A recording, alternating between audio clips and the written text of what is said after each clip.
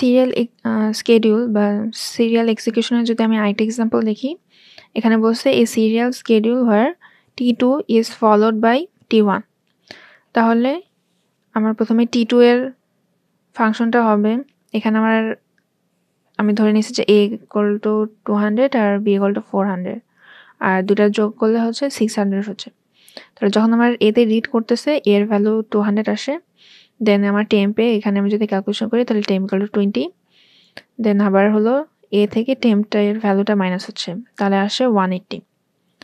তারপর আমি যখন রাইট করতেছি তখন আমার ফাইনালি যে a এর ভ্যালুটা আসছিল ওইটাই ডেটাবেসে এটা পার্মানেন্টলি সেভ হয়ে যাবে, তাহলে এটা আমার আপডেটেড a এর ভ্যালু।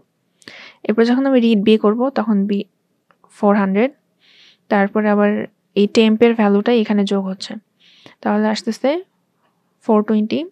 এরপরে আসে রাইট বি যখন করব তখন এখানে আমার আপডেটেড বি এর ভ্যালুটা আসছে।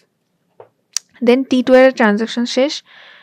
এরপরে আমি যখন T1 এ আসবো, এখানে যখন আমি রিড এ করতেছি এই আপডেটের ভ্যালুটা এখানে আমি পাচ্ছি, তাহলে আসে a equal to 180। দেন আবার এখানে যখন আমি ক্যালকুলেশন করলাম আরেকটা পেলাম এর ভ্যালু 130, এবং এই ভ্যালুটাই আমি রাইট করতেছি যেটা আমার আপডেটেড এর ভ্যালু equal to 130। দেন আবার বি এ যখন করতেছি দেন আপডেটেড এই ভ্যালুটা এখানে চলে আসতেছে 420।